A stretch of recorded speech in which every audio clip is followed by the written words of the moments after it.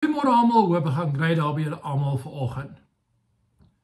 Nou ek weet nie of julle kan onthou nie, ek het so 'n paar weke terug met julle gesels oor die eienskappe van die ou pineappel. En ek het toe vir julle genoem dat die pineappel het 'n baie spesifieke eienskap of 'n kenteken. En dit is die blare bo op sy kop. En ek genoem dat hulle die blare die pineappel se kroon noem. En ek genoem dat die Here het vir ons, elkeen sy kinders, 'n kroon gegee. En die kroon is die eienskap wat die wêreld ons mee kan uitken, om te weet, ons is kinders van die koning van die konings. Nou ek wil 'n bietjie verder vanoggend gesels oor die kenteken, naamlik die kroon. En ek wil graag vanoggend gedeelte lees wat Sherry Still in haar boek geskryf het, The Pineapple Principles, vir ons lees. En die opskrif van die gedeelte is, Own Your Crown. I was a girl who was parents married and divorced each other twice. Yes, I said twice. My mom moved out the second time and I ended up with my stepmother who had a mental health problem.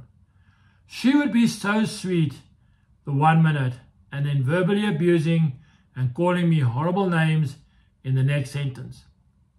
Then in my 20s, my dad died. This rocked my world because I was a big daddy's girl.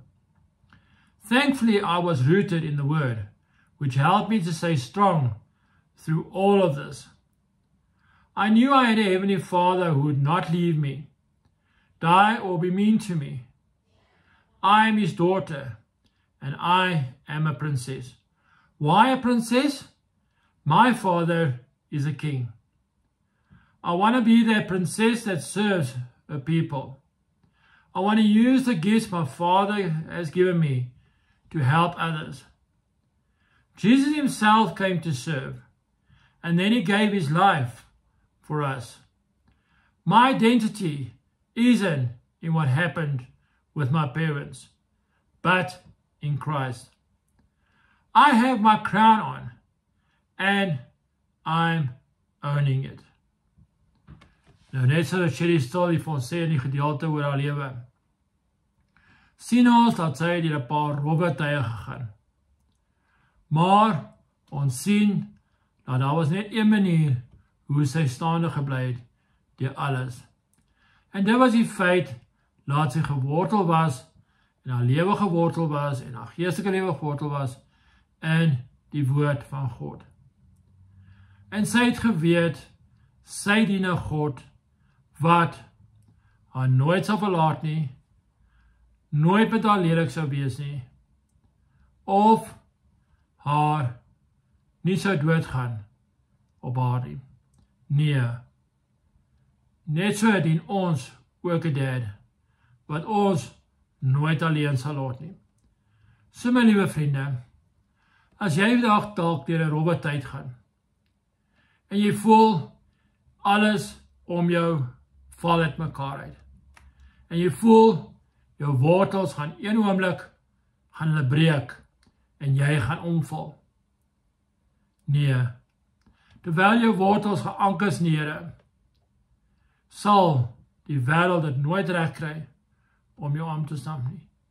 Die omstandighede waar jy dalk deur gaan, die krisis waar jy nou gaan, die trauma waar jy dalk nou gaan, weet, dit sal jou nie onderkry nie, terwyl jy jou wortels geanker hou in die Here. En jy en ek maak die besluit, laat ons gaan die kroon wat die Here vir ons gegee het, altyd op ons hoof hou. En ons gaan besit neem van daai kroon.